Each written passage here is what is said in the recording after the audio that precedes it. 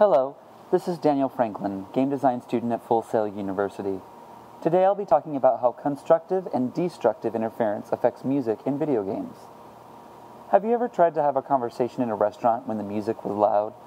Chances are it was difficult to hear and understand the person that you were talking to. Most movies and video games in this day and age have music and human speech, so how do you avoid this problem in the entertainment world? Human hearing ranges from 20 Hz to 20,000 Hz, which is a wide range. From the day that we are born, we hear our fellow humans speak to and around us. Psychologically, our brains then categorize a certain portion of frequency as the human speaking range. Whenever noises in that range happen, our brains will try and understand the sound waves as language. Even though our brains will try and listen for language there are other sounds that are not language that occur in that range. Music is part of that group. We have created instruments that range above the human voice range to far below it, and most orchestras and digital music creation tools can emit sounds that are in the human vocal range. Now, say that we have an orchestra playing a song that utilizes its full range, including the human vocal range. If a human tries to speak or sing in that range, since there are multiple sounds happening at the same frequencies and opposite frequencies, constructive and destructive interference occurs. In the case of destructive interference, the human voice can become difficult to hear over the music or muddled by it.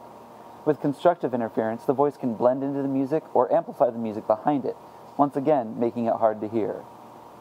In the past, or sometimes in the case of bad production, editors will try and correct this problem by adjusting the amplitude of the sounds being processed. They will make the amplitude of the human voice higher than that of the music, but that can render the music impotent by making it harder to hear the nuances within a musical score or over-empowering the vocals. This is a poor attempt to correct the problem, because the interference is still there, but now it's just tilted in the vocal's favor.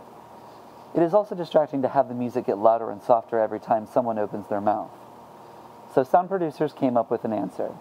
It's been used since the golden age of movies and is now slowly making its way into the mainstream. People involved in the production of music over film or games will now split the score when the human voice enters the picture. Composers will concentrate on using higher and lower frequency instruments so that the music that is performed does not interfere with the vocals. So what does that mean? It means that vocals can be a reasonable amplitude without having to boost it with equipment. Also, the music aspect is clear and unfettered, meaning that all those hours your composer spent creating the perfect soundtrack hasn't been reduced to nothing in the editing room.